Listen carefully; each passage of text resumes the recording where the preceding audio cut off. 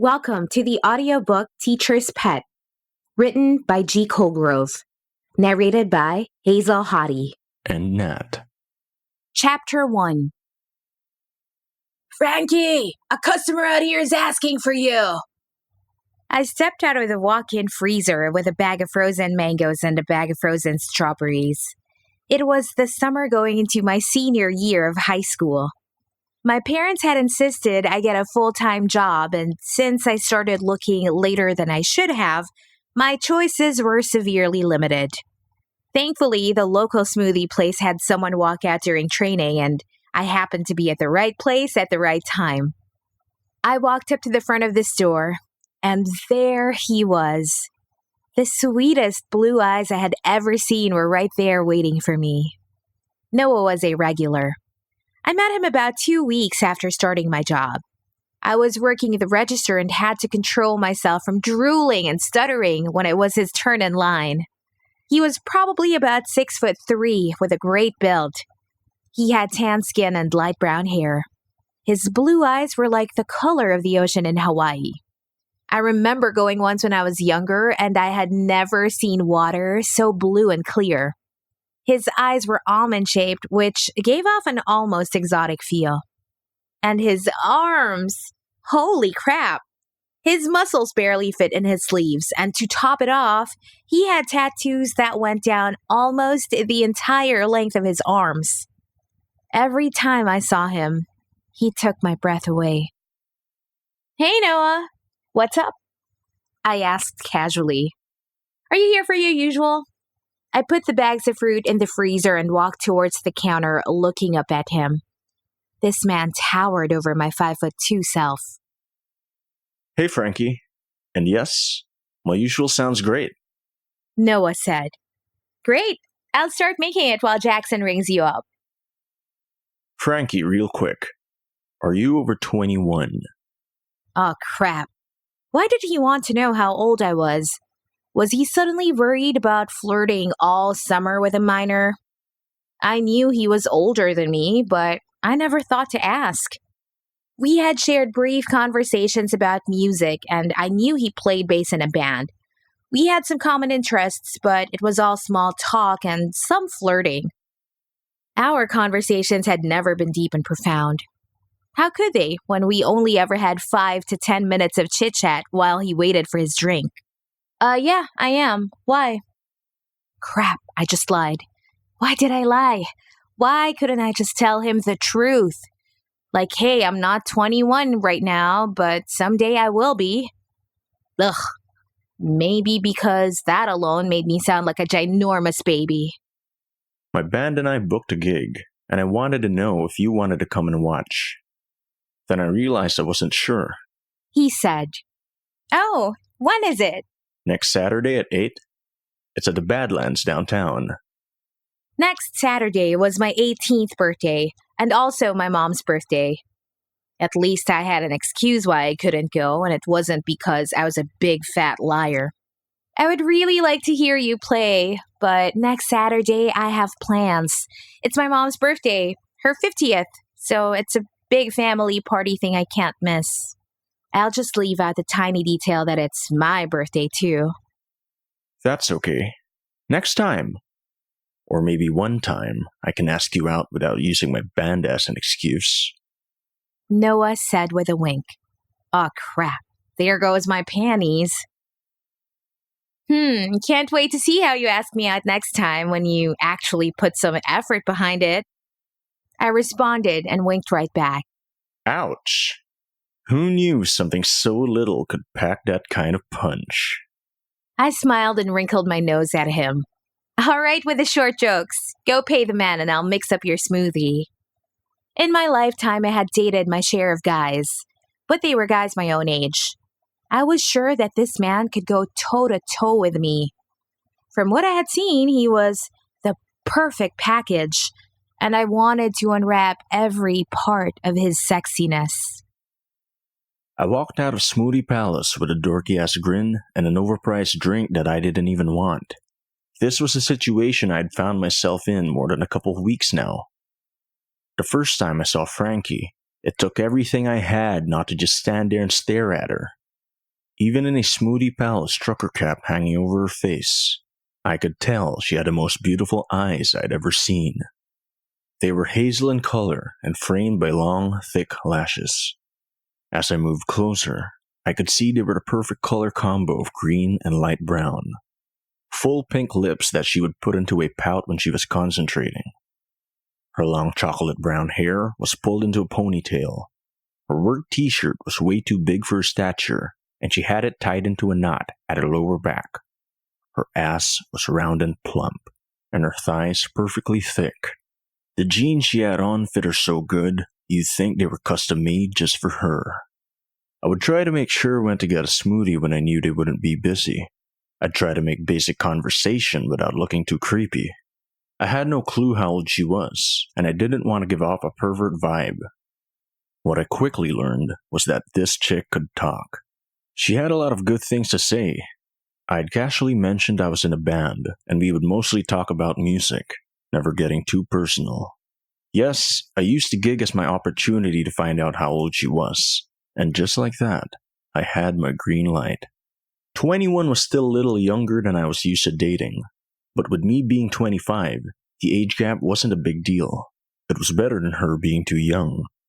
As I pulled out my keys to get into the truck, my cell phone started to ring. I pulled it out of my pocket and looked at the screen. Shit. Back to reality. I went in the back to clock out and I threw off my crew shirt and hat. I grabbed my keys and headed out the door. I drove 10 minutes to my best friend Hannah's house. I walked up to the door, knocked, and then let myself in. We had been friends for years. When I walked into her home, it felt like I was walking into my own. I could hear her music blaring and knew that it meant she was the only one here. I opened her door and plopped myself down on her bed. "Hey, shoes off now," Hannah said. "Ugh, yeah, I'm on it." Hannah was a complete neat freak. Everything in her room was so organized you would have no clue a teenager lived here. She was currently going through her closet reorganizing yet again. "Didn't you literally just do that like a month ago?" I asked her. "So what if I did? You know there's nothing wrong with being organized, right? School starts in 2 weeks and I want to make sure I have everything ready." "Crap, it's already been 2 weeks. Friggin' awesome," I said, smashing my face back into her pillow. "What is wrong with you today? You're even grumpier than you usually are." "I'm not grumpy, I'm just a realist. Oh, and a liar." "What do you mean you're a liar?" "Remember that cute musician I told you about that comes into my work? Well, I lied to him today. I told him I was 21 when he asked if I wanted to go watch his band play next weekend." "Franks, why would you lie about your age? And wait, how old is this guy? You never said he was old." "I don't have an answer to either one of your questions. He caught me off guard and I panicked. I think he's like 22, 24 max." "That's 4 to 6 years older than you. What are you thinking? You know it can never go past flirting. Plus, if your mom found out, she'd die of a heart attack, come back to life, and then kill you." Thinking about the drama my Sicilian mother would cause made me groan into the pillow. Sometimes I wish I had parents like my friends. Their parents were calm and quiet, always had a nice word to say about others. In my house, it was always a dramatic scene. No matter what I did, I would hear my mother, "Franchesca, how could you do this to me? What will people say?" Blah, blah, blah. I rolled my eyes, willing myself to change the subject and think of anything but Noah. Chapter 2. An entire week had passed since the last time I saw Noah. I didn't want to ask my coworkers if he had maybe come in when I wasn't there, so I just shrugged it off. I walked out of work to take my lunch break. I always sat at the outside tables of the coffee shop that was next door. I went to put my earphones in when I heard someone come up behind me. "Listening to anything good?" I turned around and looked up to see Noah. "Oh, hey. Well, yeah, good to me." I was in the mood for some 80s rock, so I just clicked on that station. So big hair and eyeliner's your thing, huh? Noah said with a slight chuckle. Oh, you know it. I just love a man who spends more time on his hair and makeup than I do. Do you mind if I join you? I don't want to ruin your quiet time. Sure. My lunch has started, so I've got some time. Noah walked over and sat at the chair directly across from me. He had on a white t-shirt and dark blue jeans. The white shirt showed off his naturally tan complexion. I managed to pull my eyes away from his body before he could notice. Hey, your gig's coming up. Are you excited? Yeah, I am. We worked hard over the years and are finally starting to book gigs where we're actually getting paid. And just being out there in front of people playing our songs, it's the best feeling there is. His energy was contagious, and I couldn't help but smile as he was talking. I caught myself before I went all dreamy on him. Years, you said. How long have you guys been playing? We met in the dorms in our freshman year of college, so almost 8 years. As the words left his mouth, I choked on the sip of smoothie I had just taken. 8 years? That's a long time, I said. Noah sat there a couple of seconds looking at me. So I take it you did the math in your head which caused you to choke? So just to clear this up, I'll be 26 in January. For the record, I didn't choke because of your age. Oh, really? He interrupted. Yes, really, I mocked him. I choked because I can't believe how good you look for your age. I thought you were maybe 22. Noah started laughing. Liar, but it's okay. You paid me a compliment. Kind of. So tell me, now that you know what an old man I am, do you want me to leave? I watched as his eyes went from my face to my chest. I realized very quickly that I sat there in my fitted rib tank top, and it was the first time he had seen me outside of my work shirt. That thing was so big on me, and it did a good job of hiding my full D cups. They were both a blessing and a curse. When he once again made eye contact with me, I gave him a sly smile. No, I'll let you enjoy the view for a little while longer, I said. His eyes went big with shock. Then he let out a low grunt. I see I might have underestimated you. Let me take you to lunch next week. My day off is Wednesday. I reached over to the table next to us and grabbed a pen that was left there. I placed Noah's hand in mine and wrote my phone number on his palm. Text me where and what time. I stood up and started walking back to work, the whole time feeling Noah's eyes on me. What the hell was I getting myself into? Saturday night rolled around and it was time to celebrate me and my mother's birthday. My father had rented out one of the local halls that were big enough to accommodate our entire family, plus friends. My dad was Irish Catholic and was one of 10 siblings. My mom came to America with my grandparents and her 5 other siblings when she was 15. So even though I was an only child, I never really felt alone.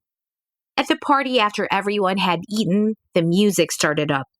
I took the opportunity to step outside with Hannah. Man, I love my family, but I swear they are the reason I love silence so much. I would kill to have even one cousin, so I can't say I understand what you mean, she shrugged. Hannah was my complete opposite in every way. Maybe that's why we worked so well as friends. She got to experience my big, loud family, and I enjoyed the quiet calm of hers. She was an OCD neat freak to the extreme, and most of the time, you couldn't see the floor of my room. She was scared of dating and sex, where I rushed towards it and couldn't wait to experience everything boys and sex had to offer. I watched as Hannah sipped the glass of champagne I had grabbed for us. I sat down and looked at my phone. I had a text from Noah. I opened it, and there was a picture he had taken from the stage of the crowd. Under the picture, he texted, "Crowd would be even better if you were here watching." I smiled down at the message and shut off my screen. What are you smiling about? Hannah asked me. I gave that guy Noah my number. Oh my God, Franks, please don't tell me you're actually going through with this. Did you tell him your real age? No, not yet. He asked to take me to lunch, and if we hit it off, I'll tell him. If we don't, then what's the point? You really think you're not going to hit it off with him? Seriously, you've talked about this guy so much, I could probably sketch him from memory and I've never even seen him. Ugh, okay, I get it. I promise I'll tell him. If there's a second date, I'll tell him. Promise. I'll hold you to that. I mean, you're 18 now, so it's not like it's illegal, but it could still be kind of weird for someone his age to date a girl in high school. He deserves to know. I took the glass of champagne out of Hannah's hand, finishing the rest in one sip. A couple of more of these, and maybe I'll get the courage to text him the truth tonight. Or not. Chapter 3. It felt like I had blinked and it was already Wednesday. I woke up and checked my phone just after 10. There was a text from Noah. I unlocked the screen and read the message. Morning. It's finally Wednesday. Let's meet at a pizza place on 16th Street at 1. Can't wait to see you. All right, Frankie. Today's the day. You get to enjoy lunch with the hottest guy you've ever seen, pay your half, and then tell him you are only 18 and still in high school. Just the thought of it had my stomach in nervous knots. I sent Noah a quick text telling him I'd be there at 1 and climbed out of bed for a quick shower. I got out and wrapped a towel around myself and one around my hair. I brushed my teeth and washed my face, then headed to pick out my clothes. Lunch is casual, and a pizzeria? Super casual. I put on a pair of jeans, my cropped long-sleeve V-neck shirt, and my black chucks. I went back to the bathroom and blow-dried my long brown hair. I decided to wear my hair down and quickly put some beach waves in it. I never wore a lot of makeup, so I went with my normal routine of tinted moisturizer, mascara, and tinted lip gloss. I looked at myself in the mirror. All right, Franchesca, time to get yourself out of the mess you put yourself in. I grabbed my phone and keys and headed out the door. Parking in this part of the city was always a pain. I ended up taking the first spot I saw and welcomed the almost 3 blocks I had to walk. It would give me time to hopefully calm myself down so I didn't word vomit, or even real vomit, as soon as I opened my mouth. As I waited for the light to turn, I looked up and saw him. I'm not sure if he could tell that I was looking at him through my sunglasses, but I saw him looking at me. His mouth hung open a little at first, but he soon regained his composure, and the look of lust in his eyes was hard to ignore. I felt my heart start to race and my core clench. Aw, crap. I had just managed to calm myself down. The light turned green and the crowd of people I was with started moving to cross the street. As soon as my foot touched the curb, Noah was right there. I looked up at him and smiled. You're early, I said. As are you. Shall we? He placed his hand on the small of my back, and I swear I felt sparks. It was the same heat I felt when I grabbed his hand to write my number on it.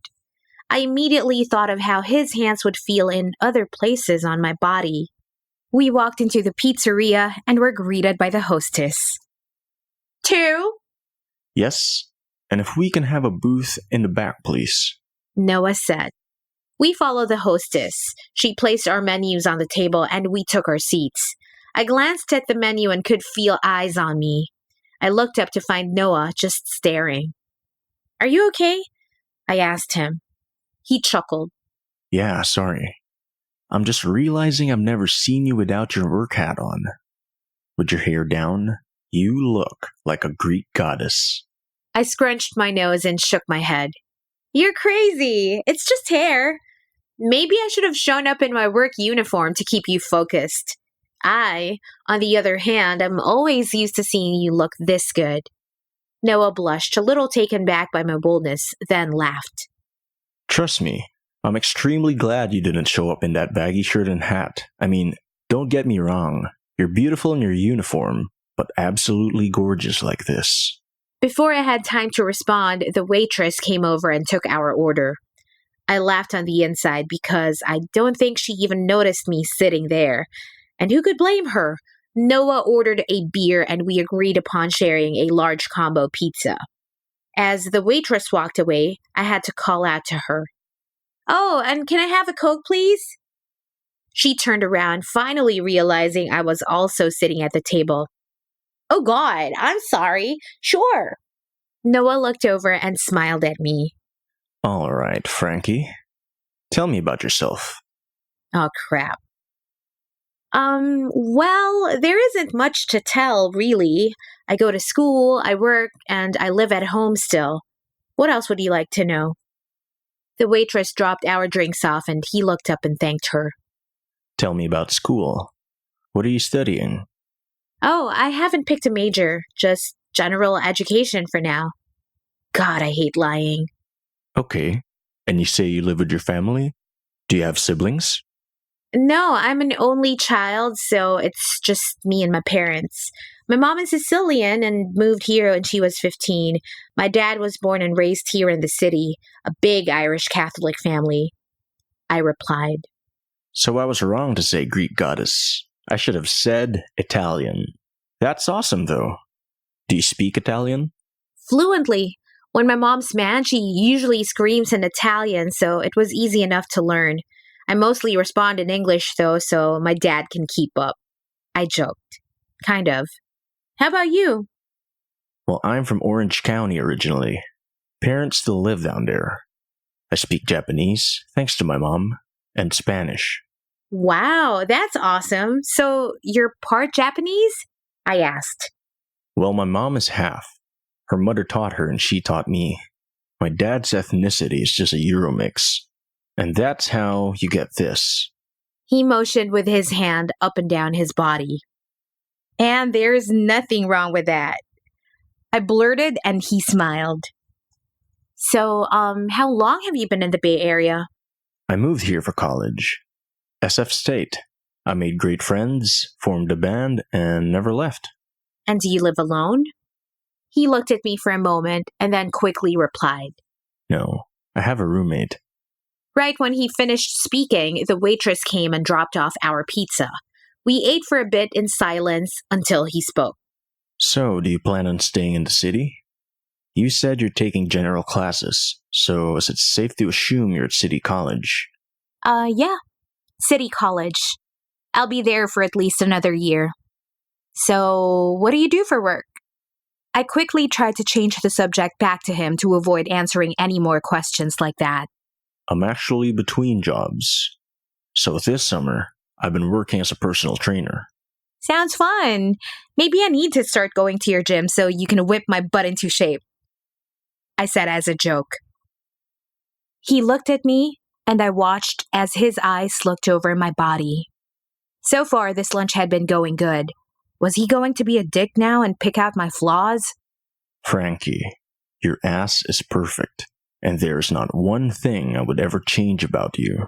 One shouldn't mess with perfection. My mouth dropped open a little, and I didn't have a clue as to how to respond. I've never been left speechless, but here I was. Is that what you tell all the women you train to help boost their self-esteem? No. I've never met or seen anyone like you before.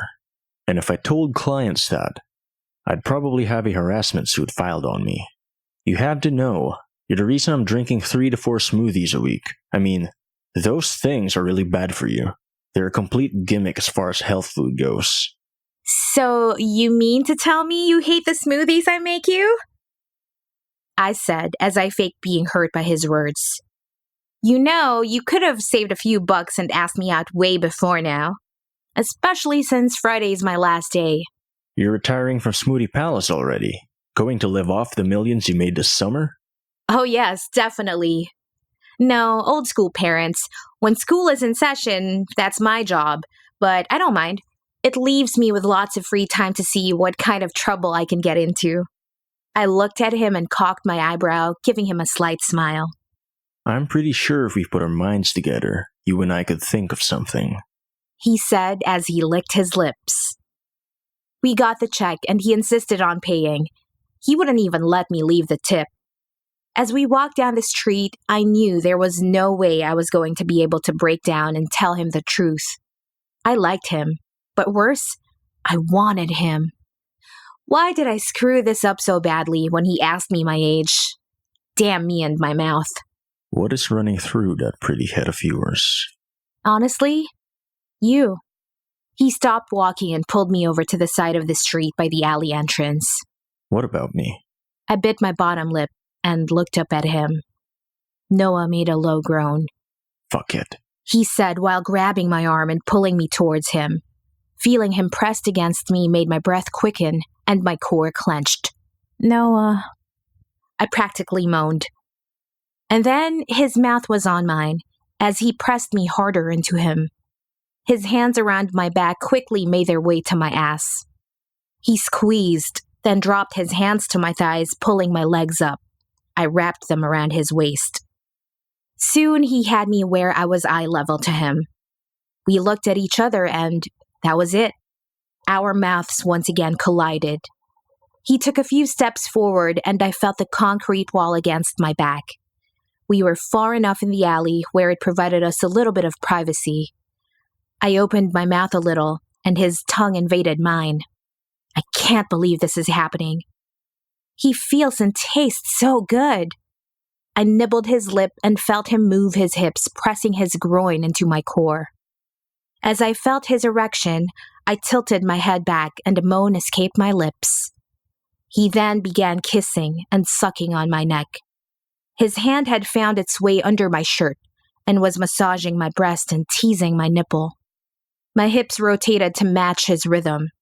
I ran my fingers through his hair, gently pulling his head back so his eyes met mine. What the fuck are you doing to me? He said as I smiled at him. He kissed me gently on the lips and then set my feet back on the ground. We straightened ourselves up and made our way back to my car. This is me, I said. When can I see you again? Hopefully soon.